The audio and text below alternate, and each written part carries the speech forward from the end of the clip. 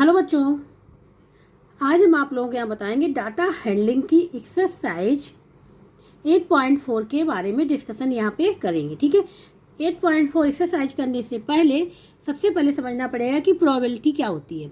जब तक कि प्रोबेबिलिटी समझ में नहीं आएगी क्वेश्चंस को नहीं सॉल्व कर पाएंगे। ठीक है, तो सबसे पहले समझेंगे प्रोबेबिलिटी के बारे में। तो हमने यहाँ पे कुछ इंपॉर्टेंट पॉइंट लिखे हुए हैं जो आप लोगों को पहले समझना पड़ेगा, उसके बाद एक्सरसाइज को सॉल्व करेंगे। ठीक है, सबसे पहले है यहाँ पे experiment. An operation which can produce some well defined outcome. ऐसा operation which can produce some well defined outcome, जिससे हमको सम वेल डिफाइंड आउटकम्स मिलने चाहिए। तो ये हो गया एक्सपेरिमेंट। ठीक है, अब आ गया यहाँ पे सैम्पल स्पेस। सैम्पल स्पेस क्या होता है? It is the list of all possible outcomes is called the sample space. ये लिस्ट होती है ऑफ ऑल पॉसिबल आउटकम्स की is called the sample space. ठीक है, ये सैम्पल स्पेस हो गया यहाँ पे। जैसे कि यहाँ पे अगर हम ये देखें, ठीक है, सैम्पल स्पेस, तो अगर हम एक टॉस को, ठीक है, अगर हम टॉस करते एक कॉइन को, ठीक है, तो हमको क्या मिलेगा? हेड मिलेगा, टेल मिलेगा। क्योंकि कॉइन में क्या होते हैं, या तो हेड होगा या फिर टेल होगा। तो जब हम कॉइन को क्या करेंगे, टॉस करेंगे, जैसे कि आप लोगों ने देखा होगा जब क्रिकेट मैच वगैरह होता है तो उसमें भी कॉइन को क्या करते, टॉस करते, तो उसमें देखते हैं कि हेड आ रहा कि टेल आ रहा। तो जो सैंपल स्पेस जो होगा कॉइन का वो हो जाएगा यहाँ पे ले से,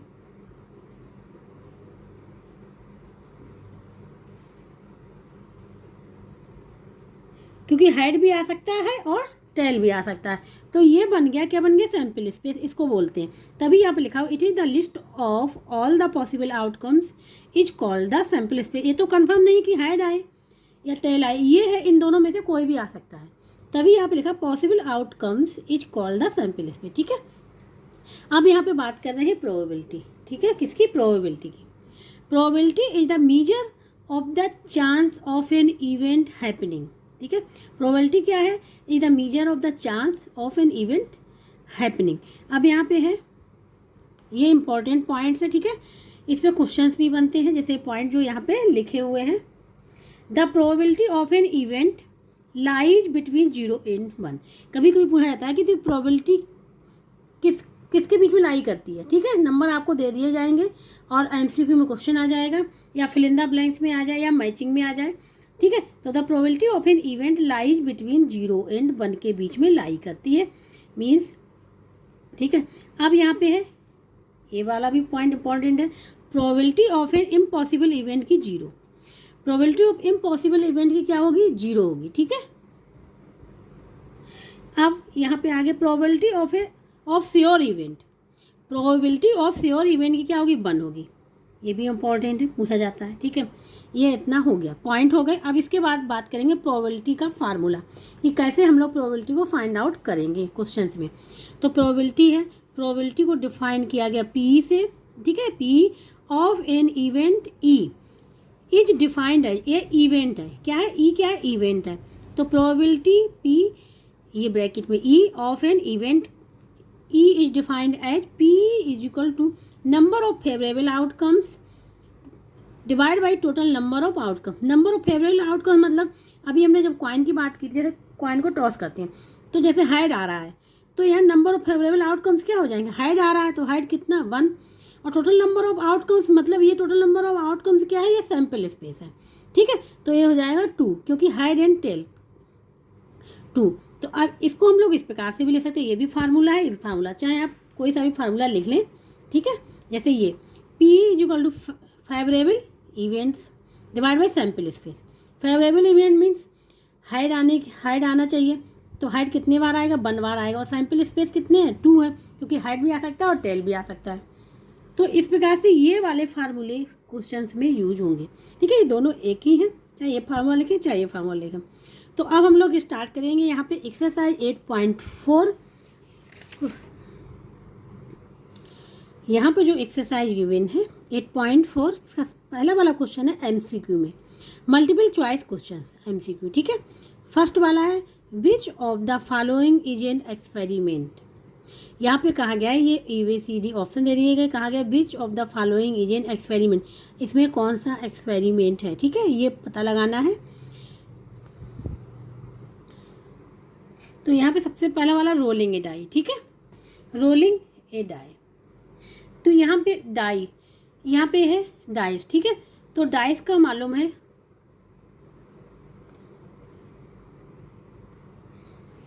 ठीक है। तो आप लोगों ने देखा हुआ है डाई, जब हम लूडो खेलते हैं तो उसके संग एक डाई मिलता है, ठीक है। उसमें कितने नंबर होते हैं, 1 2 3 4 5 6 होते हैं ना ये वाले नंबर। ये क्या हो गए, सैंपल स्पेस, ये हो गए सैंपल स्पेस, ठीक है।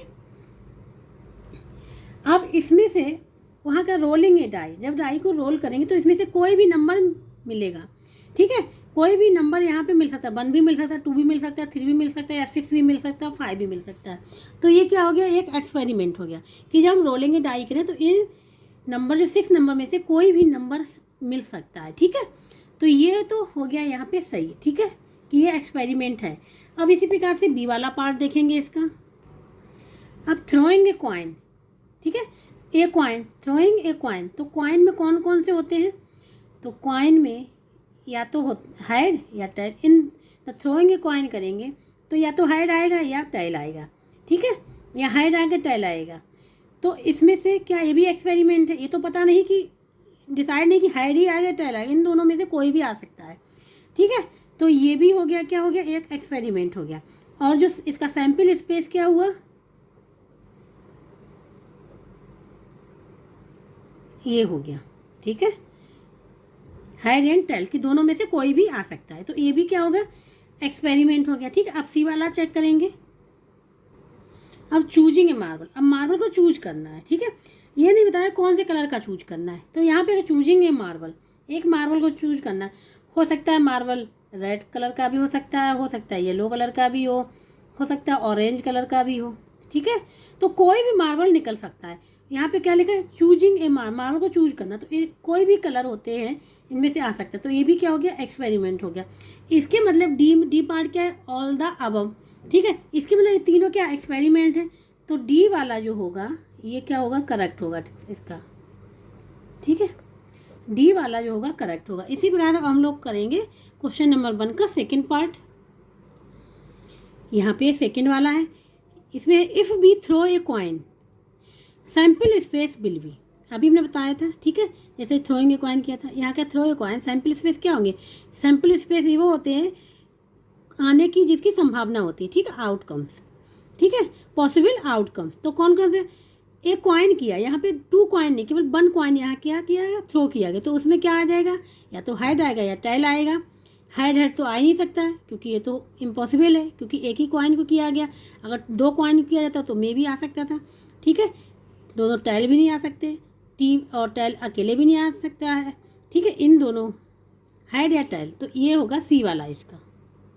तो यहाँ पे सेकंड वाले को लिखेंगे हम लोग, when be toss a coin या थ्रो ए कॉइन, ठीक है, कॉइन बी में गेट